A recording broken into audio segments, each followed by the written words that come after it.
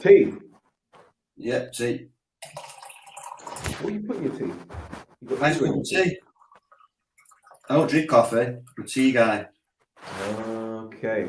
This is my golf flask, so it's coming handy. Very nice. We're live. Welcome to Shoot the Fence. It's been a long time, boys. It's been a long time. Thank fuck for WhatsApp, innit? What's happening? How are you doing? You haven't been out for ages, so you've been very busy, or you've been in a slump because your team's not won for ages. I don't know. You have to just explain to the viewers. I've just been a busy boy, man. That's what I'm asking you to explain. Been a busy boy with work and COVID and more COVID and work and life. Kids going back to school. Yeah, fun times, man. Fun times. But you lot been all right? All good, Stel. It's been a busy few weeks. How many times have you watched that goals, Stel, on the video? Have you watched it a few times? I keep seeing it on Twitter, so every time I go on Twitter, I see it, so I watch it again. See what? Rashford's goal, last minute goal. Oh, Rashford's one. No, not really. Then not much. Not like me. No, it's on. So I'll give it a watch. You got about 15 different angles. You got fans with their cameras in the stadium. You got Man United on their. The Cavani one's the best, isn't it? That's the one. Yeah, and everyone drawing lines and all that. It's weird. It's really weird.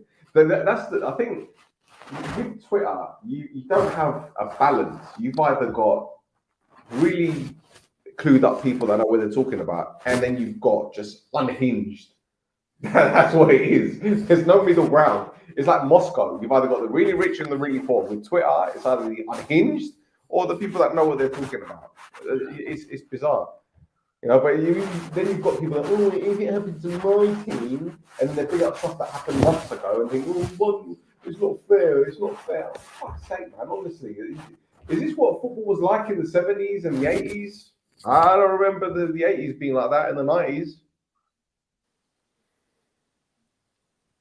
Anyone? Talking to myself? No? Well, you wouldn't pick up the Daily Mirror and you'd see, this happened to that team and it's not fair and fucking bullshit. Shall we talk about that? We're living in a snowflake world, though, aren't we now? So yeah, true. Don't want to upset anyone. Got to be careful what you say these days, especially when it comes to football. My goodness, you say one thing about one team, and then everyone will find out where you live. They'll find out your job. They'll find out your cousins. Everything. Everything is just weird. It's fucking weird. But let's talk about United, Rod. Since we last did this, I can't remember the last time we did a show. We've had the game against Burnley, which United won. There was the game against Newcastle, the draw. There was obviously the game the other day against West Ham. What game did United lose? Aston Villa twice. The draw in the cup win, the Brentford away. Bloody hell, it's been that many games. It was bloody miss. Wolves, the 1-0 loss at home, yeah, which was terrible. But what we're seeing is we're seeing if it's the first half, it's second half, it's one or the other. We're only playing for 45 minutes. So it's either the first half we perform or the second half. So all we've got to do is try and combine that. Obviously, you're not going to dominate a game for 90 minutes, but you want to dominate a game and be creating chances. Yeah, we won't be just keeping the ball. You want to be dominating chances, but yeah, if they don't score that last minute goal, then all the negative people are coming out that you both of you will tell us but the same. When you score 90th minute, it lifts everyone, especially the way it happened. So was it offside? Was it offside? Wasn't it offside? Boiling piss again to everyone. So yeah, it's it's a good result, but there's still a long way to go. We've seen it before. We've seen the drama with Ronaldo. I don't know why there was a big fuss about it. He did that with Ferguson was there. He doesn't want to come off. So I don't know why the big story was about. It happens. That's his persona. He doesn't want to come off. And you've got to sometimes let him know who boss is and who the manager is and who's telling him who what to do. So yeah, you've just got to pull the reins of him sometimes. And he's 36, 37, so he can't play all the time. He's just looking out for him. The game was won. He didn't do that against Aston Villa, and they drew 2-2.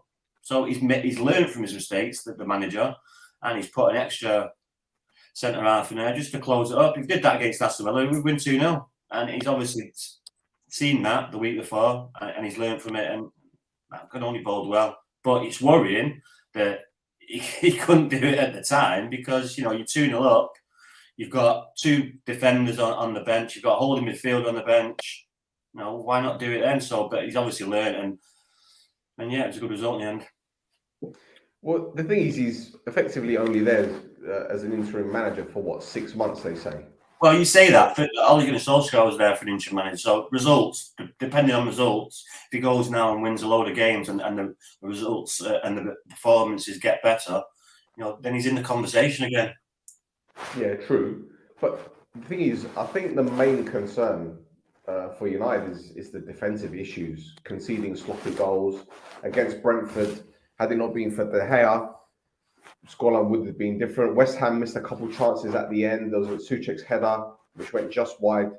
So that's got to be a cause for concern. And I think, don't get me wrong, teams kind of know how to. Okay, look, it's the old adage, isn't it? Where it happens to City, it happens to Liverpool, it happens to Chelsea, it happens to Arsenal, where teams defend in numbers, and it's the fact that you've got to break us down. That's what it is. And I just think that last night against West Ham, it just showed that while United aren't back, there's still that fighting spirit for them to carry on until the end of the game. It's not like 0-0, all right, well, that's just how it is. Because that's how it seemed with Ole. It didn't seem that, okay, at the beginning of his tenure, definitely there was that fight. But near the end of it, you could tell the confidence was low.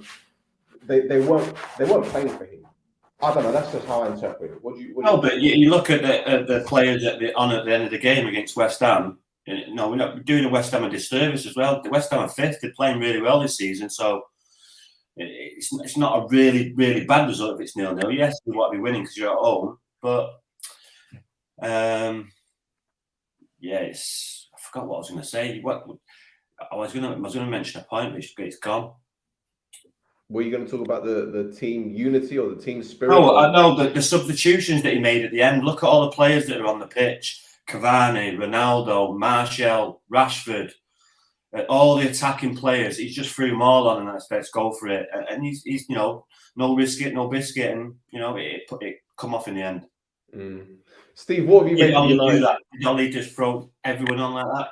And like you say, it looked like they wasn't playing. So, Steve, what do you make of United then? Because as far as I'm concerned, as I said before, the main problem is the defensive issues, which Steve has mentioned here. That you reckon Rangnick has given up on Wan-Bissaka and Luke Shaw. It seems that way, doesn't it? Because he's playing Dalot, he's playing Telles. Yes, I really like him. Put away the mishaps of turning up for training, having given the whole squad the day off, and him forgetting. Turning up 35 minutes late for a press conference, getting players' names wrong. I actually think you put that aside, he's actually got on with the job, talking about a philosophy and a culture and a formation and an identity, but he changed formation 4 times in 4 games. So I don't believe the hype that comes with it, but actually in terms of like what I read, obviously, I'm not a fly on the wall. Supposedly he's not having Maguire. Supposedly he's not having Ronaldo. Supposedly he's not having Wan-Bissaka. Supposedly he's not having Shaw. He will end up having Ronaldo because he'll be at the club for this season at least, and we know he's still one of the best players in the world. That'll come back round. But the others, he's suggesting that Manchester United can't move forward with these 3 defenders. What he does with Pogba is to be seen probably in the next month. But I like the way he tackles his business, low fuss, a bit like the other German managers that have been in the Premier League. There's a bit of steel about them, and for me, they're obviously improving. Even if we're just going to go off the last 2 games, whatever went on before it, Wolves playing them off the park, Aston Villa should have got a result, etc., etc. But the Villa Park draw showed energy. They absolutely hammered Brentford in the second half, and they've done it. They've scored a last-minute winner, like Rhodri says. So I'm actually, begrudgingly, as a Manchester City supporter, recognise that this guy has got a little bit about him. He's certainly got some balls, I think. The thing is, only West Ham have conceded more goals than Man United, other teams in the top 7. Yes. United conceded 30 goals this season. That has to A be lot of them addressed. goals when he got there. No. Sorry? A lot of them goals were conceded before he got there. No. Oh, yeah, of course. How many games has he been in charge, though? 7, 8? Well, I still think they play full speed football, probably better than anybody. And I mean that. But the best teams, they go up the pitch and stay up the pitch for 10, 15 minutes at a time, like City, corners, passes round the box. Manchester United's attacks are over in no time. And when it comes off, like with 10 seconds to go yesterday, it's amazing. But a lot of the time, whether it being hit, miss, or maybe, it's a rushed attack, and that's putting pressure on an already weak defence. And I don't see that changing anytime soon unless a style of play changes. But first of all, you're probably going to have to change the players, and that takes ages again and a load of money. And you mentioned before, Stel, about the defence, but it goes back to a midfielder that keeps the ball, that starts play off, that doesn't give the ball away in bad positions, that puts the defence in precarious positions. So, yeah, they need to sort that midfield out. That's the key area they need to sort out. Because if you can't keep the ball and can't distribute the ball correctly, they've resulted into bringing Fernandez back a little bit deeper, which is probably the better position for him. But then that takes a little bit up from what he's doing. It's not at the moment, but he's still rather, a person of quality like Pogba. But obviously he's going to move on, so we need to bring someone else in. Well, I don't understand the McTominay thing at the moment. I'm actually starting to like him like everybody else. I see all his attributes, but they're talking about his last month. So he's played ever so well, apparently, against Burnley, who have basically got 2 really good Championship centre midfield players who are bottom of the Premier League. He then plays well against Brentford, who won a playoff in the Championship, didn't even get automatic promotion. And all of a sudden, you think you're talking about Zidane. But I don't know. Against Barcelona 2 years ago as well. He's growing into the role. I actually think, whilst I think they could do better, I suppose it's only somebody like this Declan Rice would be an upgrade. And, so you've got to say that McTominay's moving in the right direction, but I also think he's starting to get completely overhyped.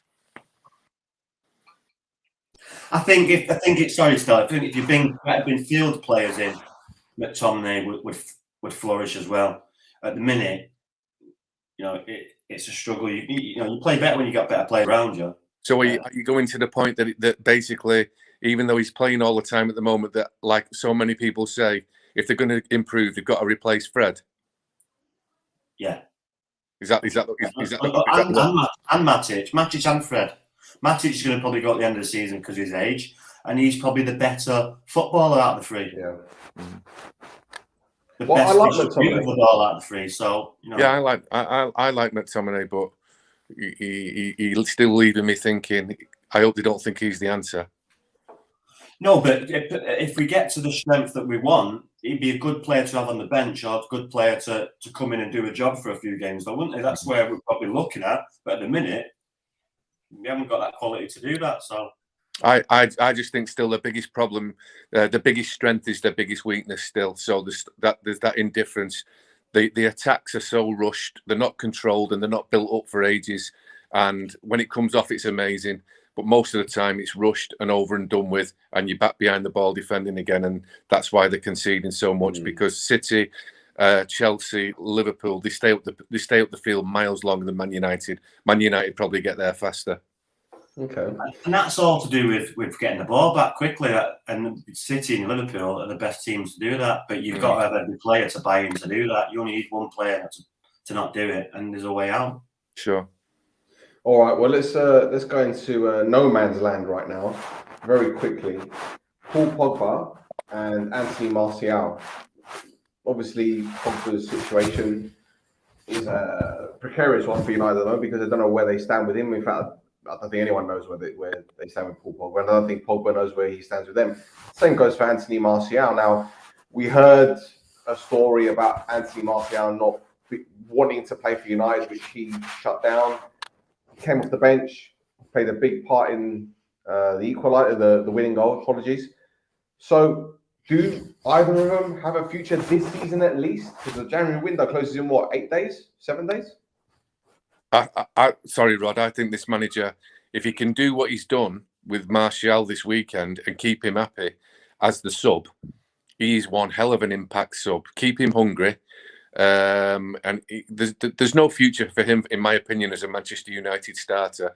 And I have to say, obviously, because he scored the last second goal and coming on against Brentford and doing it, for me, it's proving what Rashford's best position is, coming on after 60 minutes and racing away.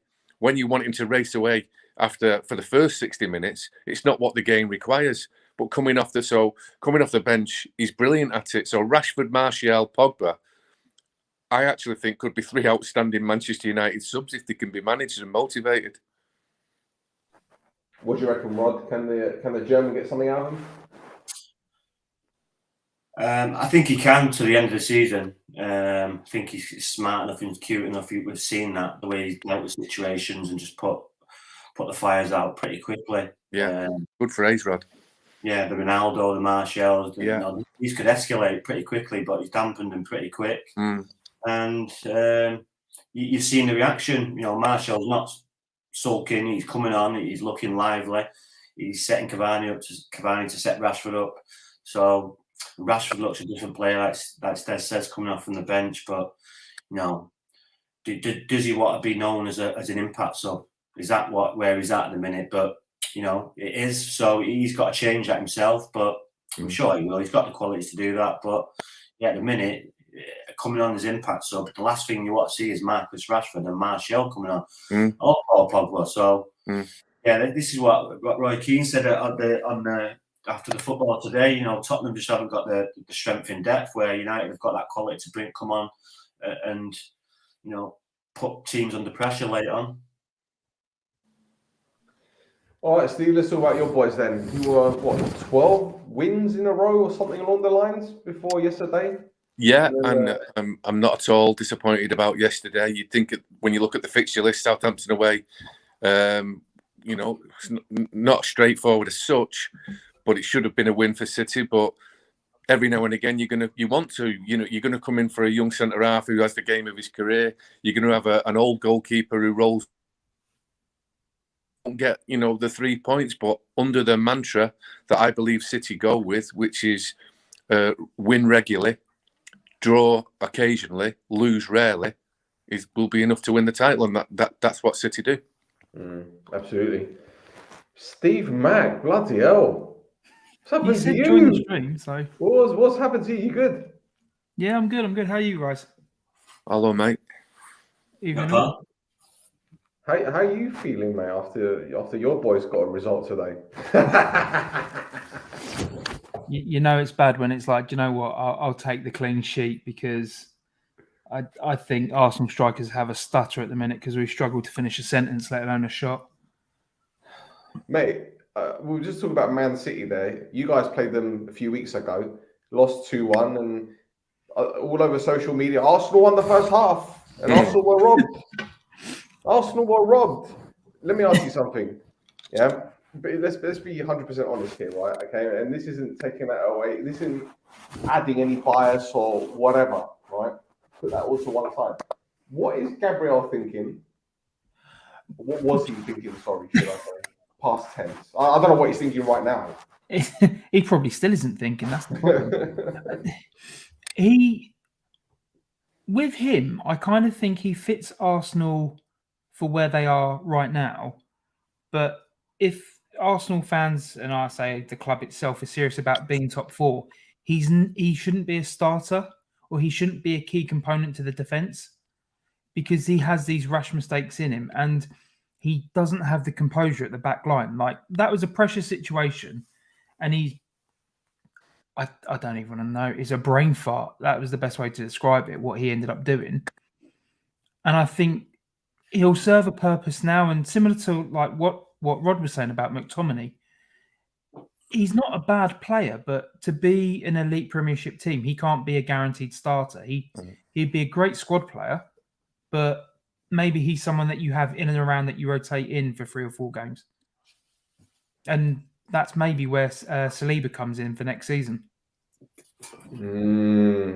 that this is a player that many Arsenal fans would love to see in the team. He's not been getting these opportunities under Arteta. I think he's sent him out on loan twice, hasn't he? Yeah. So I don't know how he's doing in France. Marseille are actually doing really well this season, which Yeah. is the worrying thing. Because So they've got him and Guendouzi in there, and I think any centre midfielder would have been a welcomed surprise for us today. So what happened today? Obviously, you drew against Burnley, but from what I understand, a few missed opportunities. Yeah, Laka with a terrible miss. That will be the sort of highlighted one. Nick Pope having a solid game in the sense that I think sort of mid-table teams, lower-end teams always do this. I know Rob Green used to pull out worldies whenever he played Arsenal for West Ham. Brad but I Friedel think against Man United, mate. Yeah, but I do think sometimes the finishing or lack of ends up complementing the other team, and that's not to take anything away from Burnley. I think they're starting to find that sort of a little bit of mid-season form just to get him out of the relegation scrap. How are they doing that? They're doing better than what they were at the start of the season. They've only played today. First time they've gone to the bottom of the league. That's why they're doing better. They've got a 0-0. They've just sold Chris Wood. Do you think they're going to invest the money from Wood? Well, they're talking like Andy Carroll. They're talking like Tyrese Campbell. So, with total respect, Chris Wood was only on 2 goals. So that won't be an upgrade. I don't see them get. They've had games off with COVID. I'll see how they do against Watford in midweek, and then decide what I think for them. But I've not seen any improvement in them all season because obviously living up here, I've watched them a few times. They're well short. I mean, Dyche seems to be pulling out miracles every season with them though, because they've never really had the depth. I think they've been fortunate where they've kept relatively injury-free in the past, but whether they can do that now or even just getting a few loans in, there's talk of getting Aaron Ramsey, which would be quite I don't know if he's the type of player they'd need. I can't imagine that. I read the same article, but I can't imagine Aaron Ramsey will go from Juventus to a Premier League relegation. Not that that's a certainty. No, but I just don't believe these players they've got enough money, they've got enough status to get a relegation on the CV. Because if he comes in January and plays for 6 months, it's on his career CV if Burnley get relegated. I just can't see how Aaron Ramsey goes, but it would be amazing if he does. Rob, I've seen got Crystal Palace. I remember. Really? Patrick Vieira connection, Arsenal, London. The other connection, Rod, is the assistant manager of Vieira is the old Wales assistant manager. Ocean Roberts. Yeah, so that's Ocean Roberts. Yeah, so he's already been part of Ramsey's international life of about 40-50 caps. There's already a guaranteed coach to player relationship there. So I totally agree with you. I think he would go there. We're not going to mention Wales management, not on this podcast. Not tonight anyway. They've doing a very good job. What are you on about? Yeah, exactly. I didn't want to talk about it. We'll just get you going about Wales. No, we can talk about it. We're adults. No, it's fine. I don't want to talk about Wales. I have enough abuse from you on WhatsApp. Thank you very much. We'll definitely talk about Cyprus. Come on. No, we won't talk about Cyprus, man. Please. I know we're saying about like Burnley not doing great. I mean, they're draw specialists more than anything else. But looking at the bottom of the table, it's Norwich, Newcastle, Watford, and Burnley are in there with Everton just sort of sneaking at the top, like the best of the bad bunch. Like realistically, is it going to be Watford, Burnley, and Norwich? Will Newcastle pull it off? I honestly believe that once Chris Wood left Newcastle, Burnley would get the checkbook out and maybe Dyche will bring in 2 or 3 championship strikers and go for all in. I'm sure he'd love to. He's done an amazing job for 11 years, got to say. But the key thing now he's got to try and with any money they got for Chris Wood, they need to try and tie James Tarkowski down to stay at the club because he could go to Newcastle before the end of the window. So that'll be another massive gaping hole in the defence. Ben Mee is amazing and just starting to get the odd injury where he's just had 10 years almost gone straight through, and they don't score goals. So I only see a struggle for them. And I said on your show, Stel, I was at the game Norwich v Burnley, which was a draw at Turf Moor. Norwich were rooted at the bottom of the league, and I said that Norwich will comfortably go past Burnley at some point during this season. And although there's games in hand, that's exactly what's happened. What about loans then? Would you think you can bring anyone on loan? Well, you just don't know what you're going to get from this Maxwell Cornet, because he was the X factor that was giving him a chance of winning games. He's already had a hamstring strain. He's already away with the African nations. Who knows what these players, will come back from this tournament? Some are back early. Some will probably go deep in the tournament. Who knows what they come back and do for the last 14 weeks of a Premier League season? It's very, very much a risk at Burnley, and so much up in the air in terms of recruitment and what they've already got in the building. There's no guarantee for them. Because a lot for them at the minute is going to be placed on Maxwell Cornet and Dwight McNeil, like in terms of their creativity and providing opportunities. And like Chris Wood was the target man for them, so they need to replace him with a like for like of sorts. All of a sudden, Norwich seem better than Watford. All of a sudden, I mean, Watford looked absolutely at a loss in that game. Here's a question: could Burnley do a double drop if they're not careful? What, go out the Prem and go down out the Jam? Yeah. Well, I'll be strong. No, absolutely no chance. If the same manager stays and if 6 or 7 of those players stay, that will be enough. But it won't be enough to bounce straight back either. But they won't go through 2 leagues. They might even stay in this one. Fingers crossed for them. I'd like them to, but they won't go down through 2 leagues. No. What's put a span in the works is Norwich getting 6 points in 2 games. No one's probably seen that coming, and especially the Everton game, the Watford one possibly, but the Everton one then to go and win the second one, 6 points when you're down there, it's massive, especially when you've probably won 1 or 2 games all season, like Burnley. So, Everton are going to be looking over the shoulder. Well, that's the thing. Everton are 3 points above them. I know they've got 2 games in hand, but like based on how they look at the minute, they looked a bit disheveled. That those 2 games doesn't necessarily mean any points for them. It looks like it's going to be a fight. Brentford as well have took a dip. Leeds, they're still down there, so it's going to be a fight. But if Norwich keep picking up points, then it's going to go to the wire anyway. But Burnley need to start winning games and winning them quick. It's all right having games in hands. When them games come thick and fast and your squad's tin pot, you've got no chance. Put it this way: if Watford do anything to Burnley in midweek in that rearranged game, if Watford do them over, I don't see any way back for Burnley. Is that at Burnley or Watford? It's at Burnley. Oh, Watford had a few games. Burnley should get stuck right, and if they don't win that, it's going to be a long. And then they've got United on the weekend. Yeah, that's right. Who Burnley? Yeah. Steve, and that's at theirs as well. So they've got 2 back-to-back home games, which, like, if you were Burnley, if you took 4 points from those next 2 games, which is a big ask. Massive. All day. Yeah. Yeah, but we've seen it before, though. Watford, Newcastle, Norwich. When Manchester United come to town, these teams play differently. Yeah.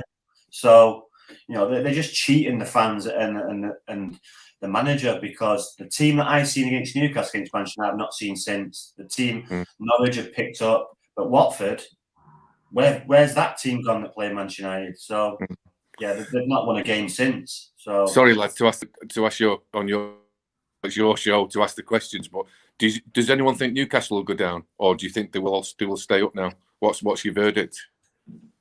I think they'll buy the way out. With the quality they're bringing in, I think they'll bring another 2 or 3 players in. And you're reaping the rewards now. Look at Trippier, how he's getting involved and how he's influencing.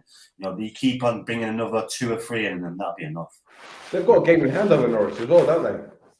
I think they'll be absolutely fine, mate. I think it'll be comfier than people think.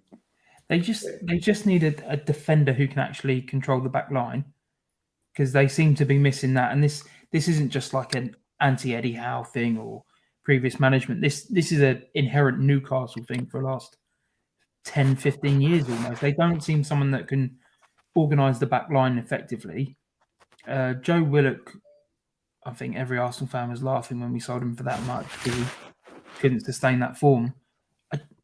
They probably will buy their way out, but have they not missed out on some key signings? Like Stel, we mentioned this earlier in the week. Like you'd be getting Lucas Digne, wouldn't you? If you've got Kieran Trippier on one side, they would have been bending over backwards to get him in just to have. This is a strange one because Digne wanted to leave Digne, sorry. Everton to go to. He just wanted to leave Everton, didn't he? Because he didn't go with Benitez, and then Benitez left, but Digne has already gone to Villa. So surely he'd have known that. He was on his way out. Yeah, do you know what I mean? So I think this is a player who perhaps was offered a pretty decent sum of money to go to a club where, Steven Gerrard's there. They're going through a little bit of I wouldn't say renaissance, was it 2 wins in 8, Steve? Yeah.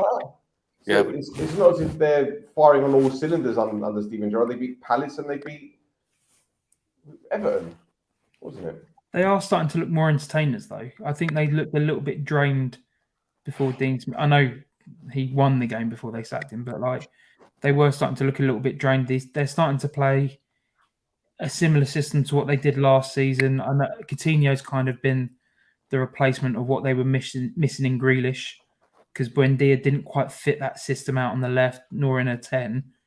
And even he's starting to look a lot more effective on the right-hand side, cutting in and delivering. Surely Dele Alli or Lingard for Newcastle in it, lads. Lingard. I tell you, be at left back at Newcastle next year. Luke Shaw.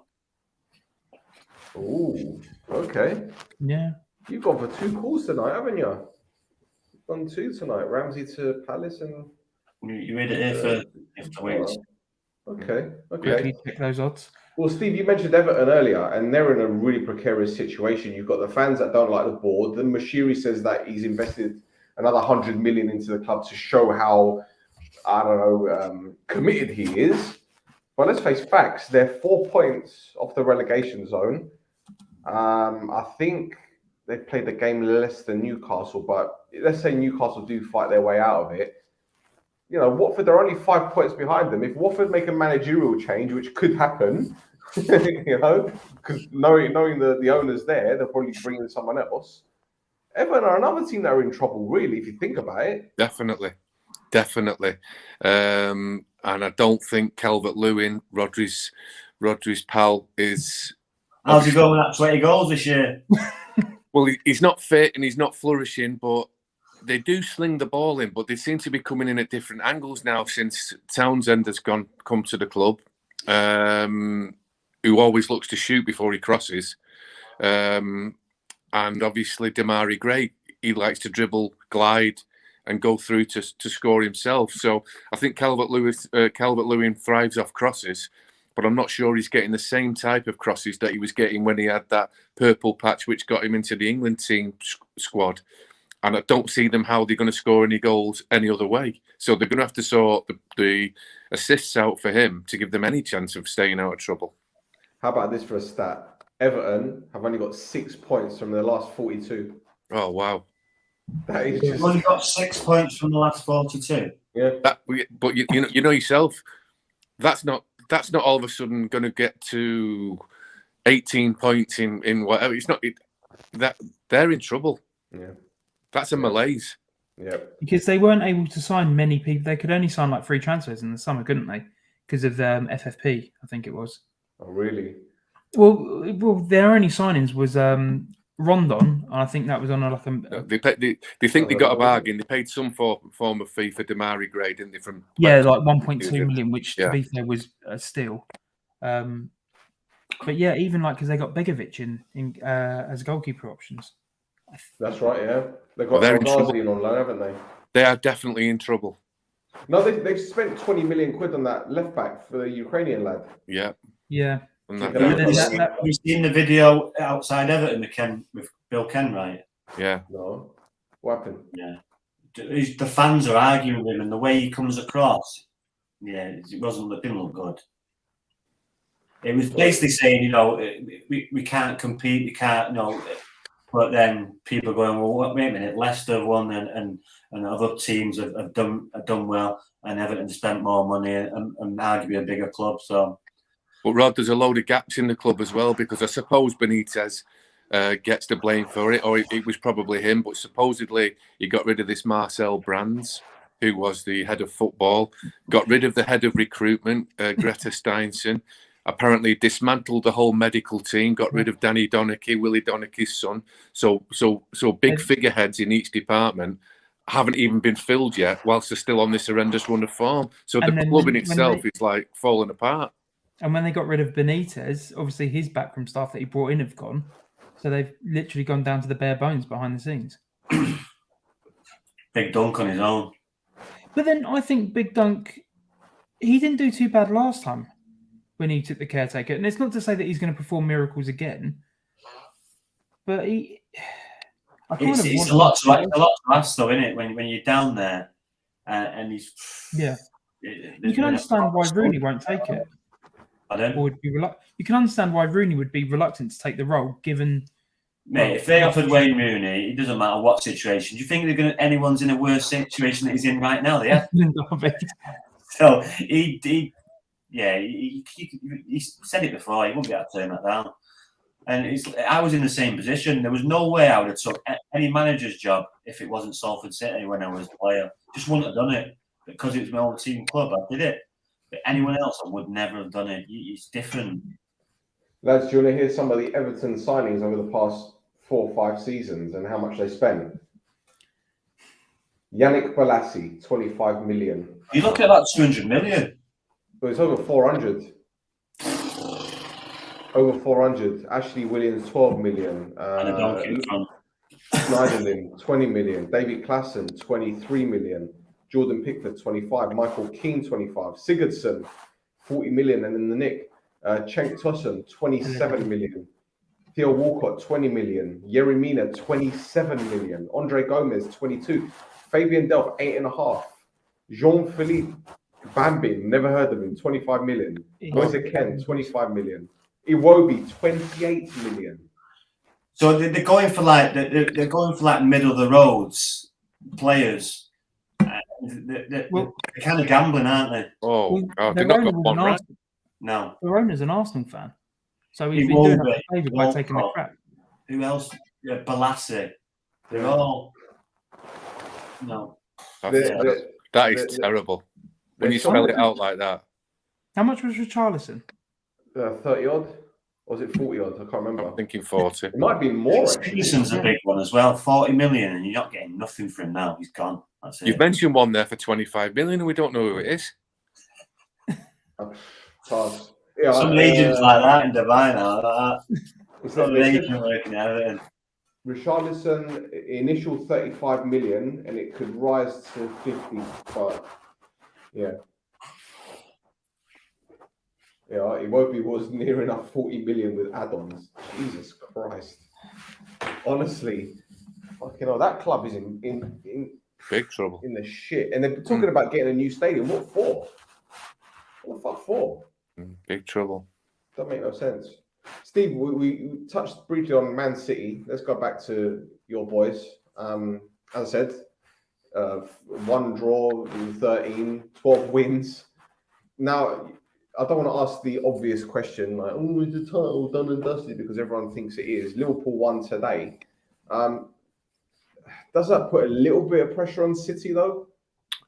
Well, yeah, that's fine, but it's only to be expected. And apparently, in the first 6 weeks of the season, it was going to be the tightest 3-horse race that there's ever been. So the fact that City are 9 points and a better goal difference, 10 points and a better goal difference, and the fact that Liverpool have won today, it's just a landslide of points of where, I think anybody expected to be towards the end of January, any football fan, because we all suggested, if there was 3 people, one person would say fancy City, other person would say fancy Liverpool, the other person would say fancy Chelsea. So it was that tight at the start. So the fact that we're 10 points and a better goal difference, or 9 points and a better goal difference ahead of Liverpool, and we've got a home game to come against them, and we played ever so well at Anfield. We've already took maximum against Chelsea. It is all but done. But the manager's quite right to play it down, and I'm going to play it down by 50% of that. I believe they've obviously won the league, but you won't get that from anyone inside the club. Yeah. What I will say about this is I was listening to TalkSport this morning, and Cascarino was saying, I can't see City losing 3 or 4 games from now to the end of the season. And my response is, well, they don't necessarily have to lose games. You can draw a game here, Liverpool win, close the gap a bit more, and so on and so forth. I think Liverpool plays City in a couple of weeks, don't they? Yeah, it's at our place though. Yeah. Well, we'd shake hands on a draw now. Do you know what I mean? Again, for that fixture, but we know we can beat them. But they need the 3 points more than us. Well, this is it. They beat Crystal Palace today, and it's now, what is it? 9 points. I think it's 9. Yeah, 9 points. They've got a game in hand. Let's say they win, that will be 6. And then they play City. Let's say if they beat us, then all of a sudden you've got a 1-game swing. So it's ifs, buts, and maybes at the moment. But looking at the bigger picture, okay, I get it. City's lead at the moment is big, and you guys don't look like losing games. You're not conceding goals. Apart from yesterday, you're not leaking them. And I seem to remember again going back to the Arsenal game. While Arsenal were down to 10 men, this City team was relentless. Yeah. It wasn't about playing it long. They were playing football. They were getting it out wide. Arsenal made it very, very compact in the middle, but both City's goals ended up through the middle. Yeah. So I think they need to find a way. I think key for it now, though, Stel, is we know we've seen this half a dozen times in his City career now, and he goes in and out of form mostly through injury and then COVID. But I think we're seeing Kevin De Bruyne back at his best now, which obviously brings the best out of everyone in the team. So whilst he is flourishing, long may that continue. I think we'll be fine. I think you've got to applaud Liverpool as well, because they've lost Mane and Sané, and they've lost the beat as well. So it could have been well and truly over if the results did for Liverpool, but they've kept it going, and Chelsea with a big result today. Steve, are you surprised City haven't gone in the transfer market to bolster the squad a little bit? I know obviously it's not as if you're struggling with COVID or injuries or whatever, but are you a bit surprised he hasn't maybe brought in a striker on loan, or I don't know? No. I only thought that. I mean, we're doing well enough without one. Do you know what I mean? Again, but in my mind, it's better than I thought we would be. I was disappointed we didn't get one in the summer. Where we are now without one is amazing.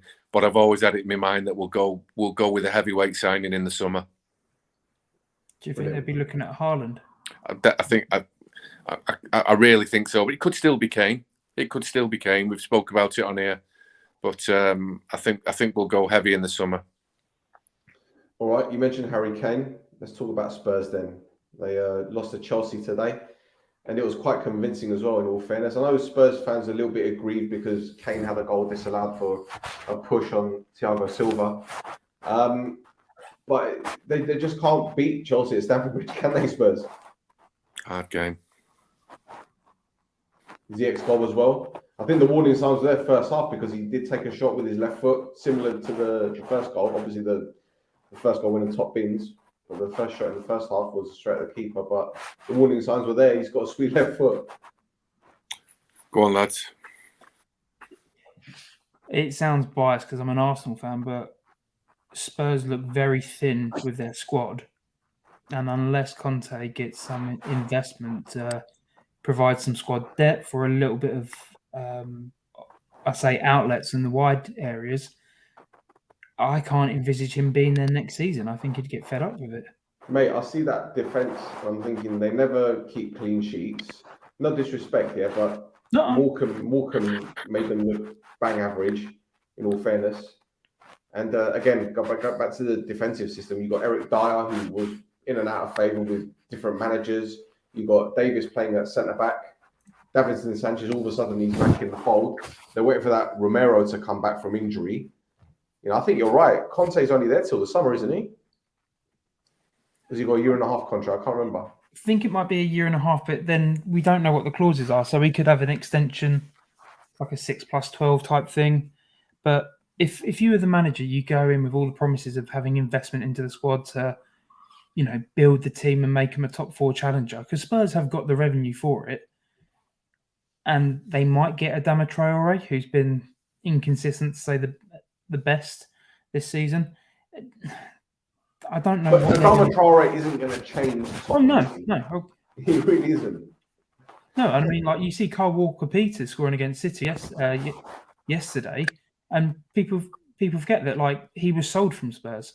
Yeah. They didn't feel the need to have him because at the time they had Sergio Eyre, who turned out to be a bit of a flop, Emerson Royal, who is a good athlete, but I don't think technically he's of the level for what Spurs need if they want to be competing at the higher levels. And Barca Reguilon, like, the left back situation looks a bit precarious because Ben Davies has seemed to.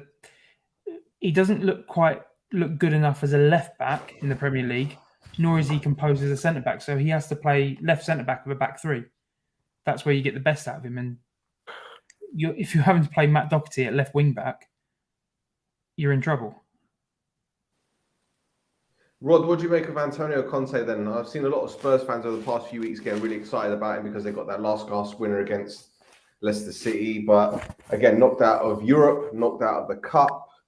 Sure, they've got games in hand to challenge for top 4. But as Steve said, without the investment, I can't see Tottenham kicking on because without Son, they just look average. Yeah, it's been a problem now for Tottenham for a few years that they haven't really strengthened it in depth, and they've got players, who've done well from before, who are struggling at the minute, i.e. Dele Alli, and a couple of others. They brought players in. Doherty, what's he done for him? He's not really strengthened him. So, and he's a manager that you give players and you give him what he wants and he gets results. But I don't think Tottenham's the place for him. That Levy will do that and give him the quality he wants. So we'll just have to wait and see. But unless they get more players in, they just haven't got enough.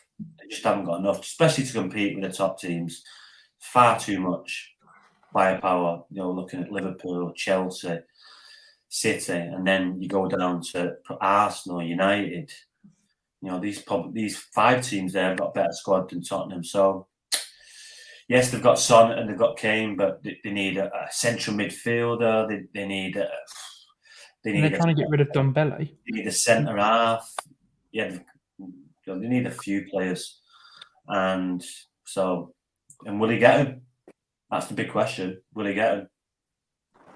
Well, here's another one then, left field. What about Wolves? What about their chances of overtaking both Tottenham and Arsenal? Because I think they're only 2 points behind Spurs and 2 behind Arsenal as well, aren't they? And I think they've only conceded 16 this season. Doing brilliant. Yeah, they've literally picked up results and just been fairly consistent, and they're almost just keeping below the parapet. So no one's really. They're not making waves, but when you, as Steve just said, you look at the table, they're doing brilliant. They don't concede many either. I mean, when you sort of like that, and they seem to be a bit more expansive than they were with Nuno. So, and they've obviously they're coming to their own now, just steady under the radar. But they're 8th, so they're doing something right. Who is it? They've got a defender, Max Kilman. He was a futsal player about 5 years ago.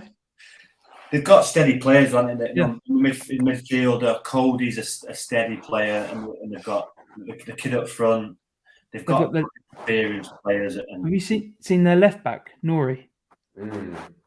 He's only played a few games. He hasn't been consistent in the team, but every time he's played, he's looked so assured of himself. And I think he's 20, 21 maybe. Yeah. Still young. You got Semedo, who has come on leaps and bounds since joining from Barcelona. Dendonka's doing well. Ruben Neves, you know what you're going to get from him. Podence is back in the team. They had 17 shots against Manchester United at Old Trafford before 70 minutes. That's when they were starting to be taken serious, and then to win the game. And special mention as well to their goalkeeper, Jose Sa. They've upgraded there. Oh, over Patricio, yeah. Yeah. So when you've got teams like that up in the rails, and Tottenham are going to struggle. They're going to struggle if they didn't have such a good manager. Then I'd really fear for him. That Conte's a world class manager, but you've got to give him the players that he needs. Or you've seen it before. Just walk. All right, just a quick one before we wrap it up because we've gone on for close to an hour, boys. Chelsea, obviously they won today against Spurs, which we mentioned. Tuchel's not ruling out the title, okay. But what do you guys make of Lukaku's situation? I know he has patched things up in inverted commas, but you can't go on Italian television and say you love Inter Milan and one day you want to go back there and then a few days later, oh, hang about, I better apologise.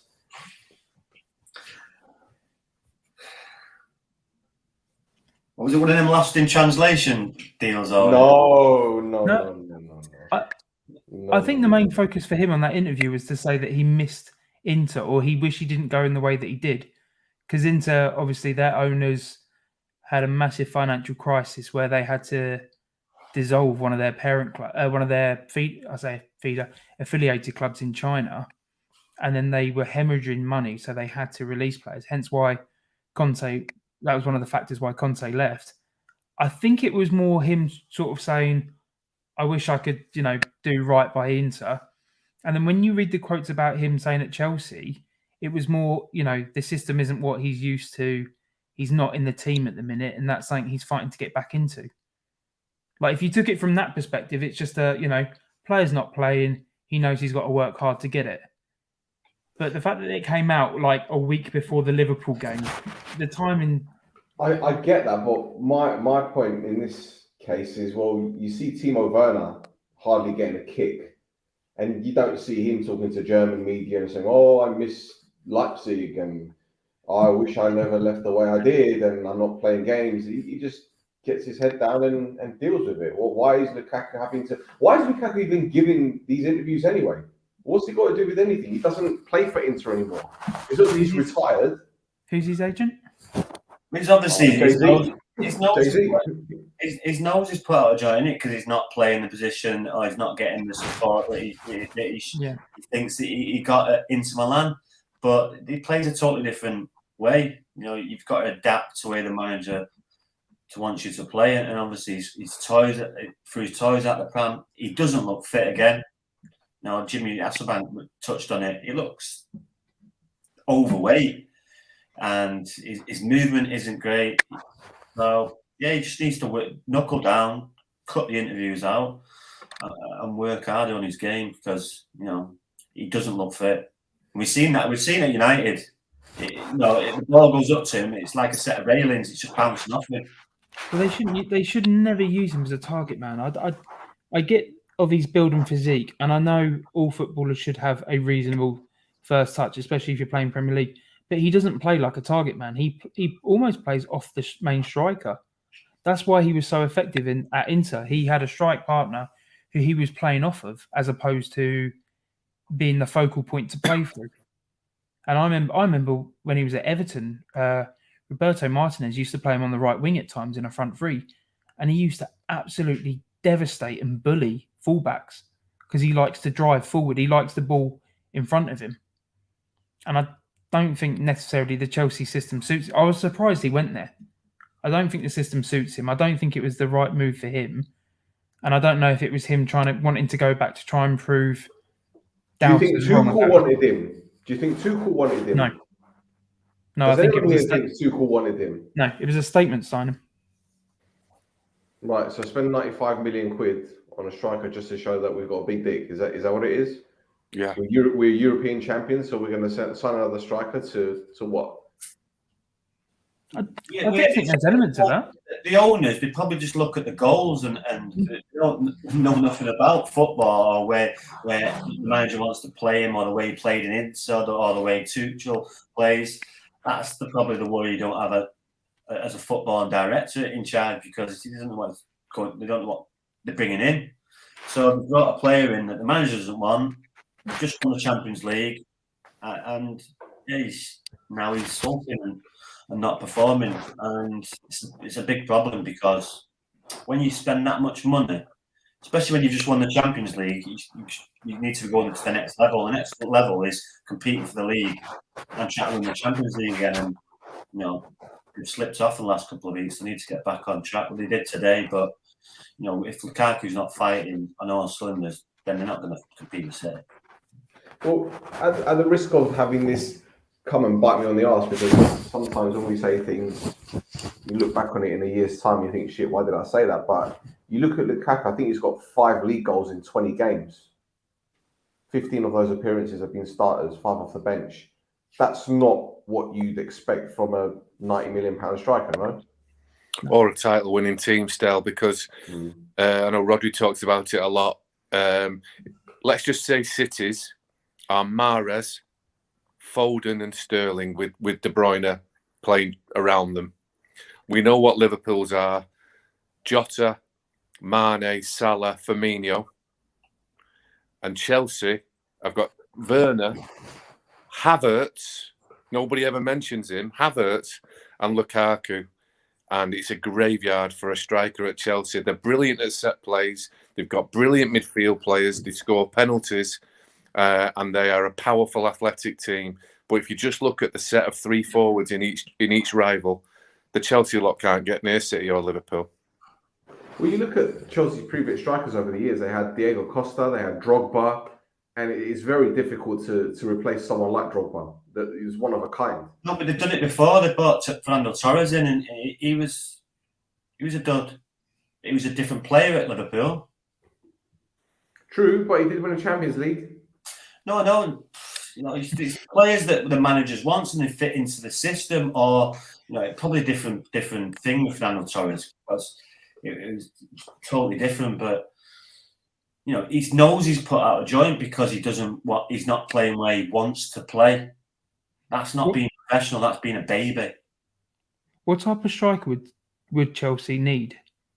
Like in terms of if you could sign any striker for him now, what striker would suit that system? I'm just thinking now, as you were all chatting, lads. You know, obviously we know that De Bruyne can shoot, and we know that Bernardo Silva can shoot. But I think City's midfield players, in the main, and Rhodri as well, they want to get the ball, they want to advance forward, and they want to feed the forwards. When Chelsea's Ziyech gets the ball, you tell me what he's done it amazingly. What does he do? Top corner, goal. What does Mason Mount do? Drives forwards and shoots. Yes. What does Jorginho do other than take a penalty? Shoots from the edge of the box. I don't believe that Chelsea have got midfield players that want to feed the forwards. I think City's midfield, Liverpool's, they just support play. And they can't wait to pass it to Salah and Mane. They can't wait. But Stel, do you think as a player though, do you think well, if I give it to him, we're not going to keep it? Possibly. So that can tell, everything you say, you need, and what I'm saying tells me that they can't be successful this season, even though they are the current European champions.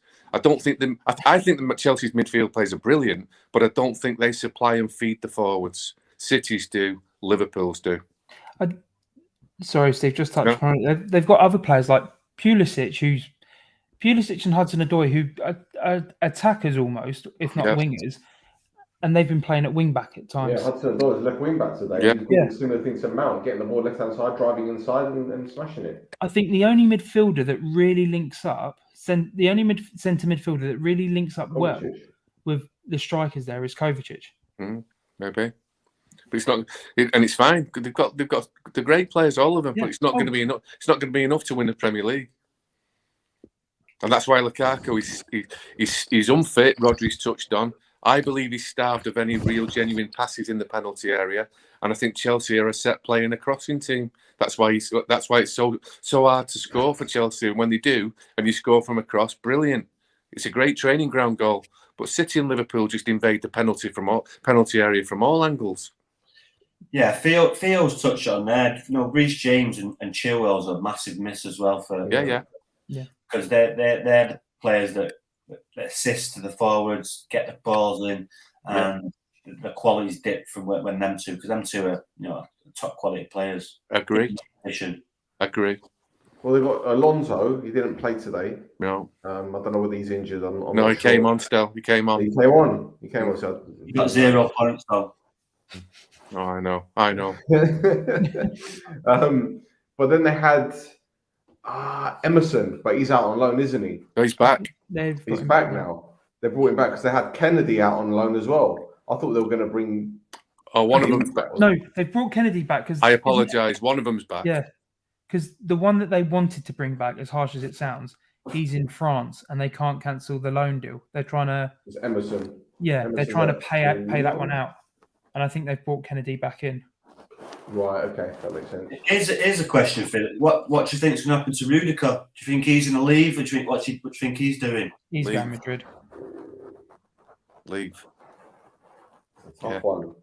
It's a tough one because he's enjoying his time at Chelsea, but I don't think Chelsea are enjoying his wage demands. No, but it's difficult when you leave, when you let the player leave the contract run down like that. And Rod and Christensen saying. So he signed a new deal, didn't he? Well, they've got Thiago Silva. They're signed in for another year. Yeah. But He signed again. Rudiger, even though he's horrible, he's a good defender, isn't it? Because was it? They lose him, but they're going to have to pay him big. And will they want to pay him big? It's like they've got to pay him like signing a new player by giving him a big 'Cause they're fee. starting Sorry, Rod. I was going to say their starting back three at the beginning of the season was Thiago, Christensen, and Rudiger, and all three of them at the start of the season their contracts were going to be up, Yeah, that's right. and they've only replaced they've only sort of extended Thiago's. So unless Sar's going to make a breakthrough, Hasn't Christensen signed a new deal? I thought he was in the last 6 months of his contract, Christensen, but I'm happy to be educated. Let's have a look. Let me Google it now.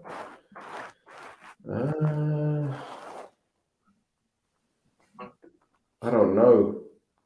Maybe Theo can tell us because I'm reading here it's 30th of December 2021. He's got no intention of staying at Chelsea with Barcelona interested. So doesn't look like he signed it. Okay, I'm wrong.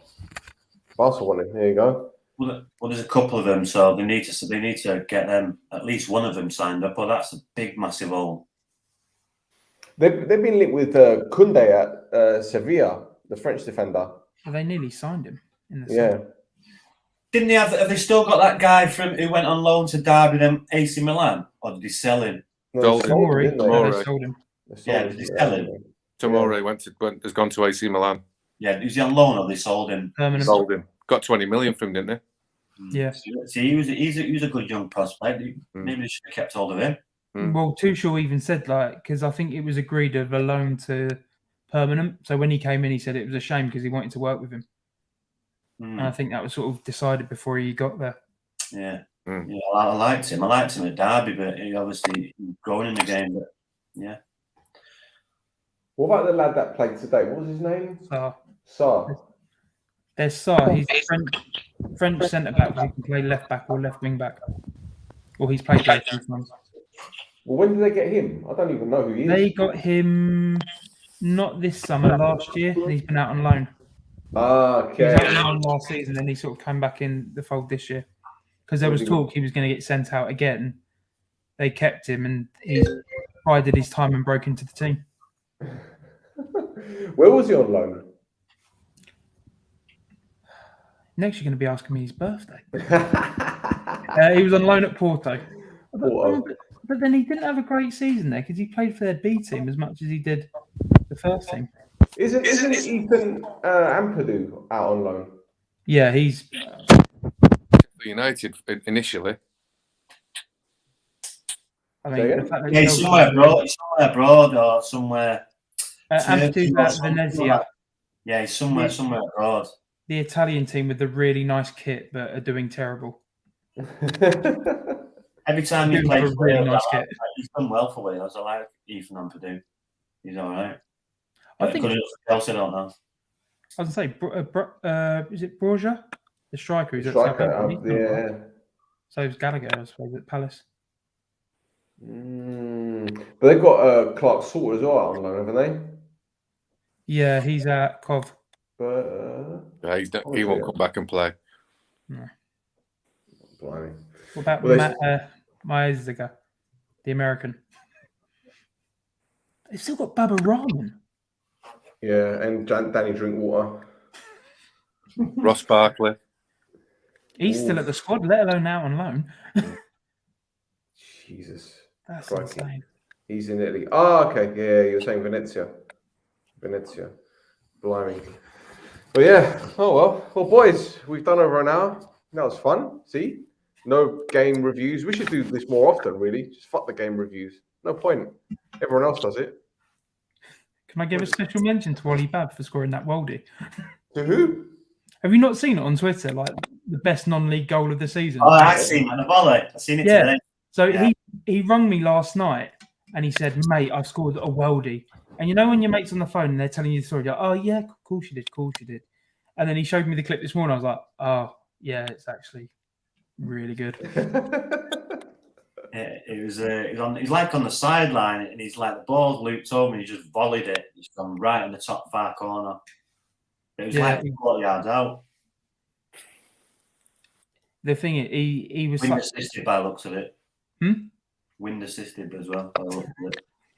The worst bit is I said to him, like, "Did you mean it?" He went, "Yeah, I just wanted to pump it in the box." And what if the keeper fumbles it? He fumbles it.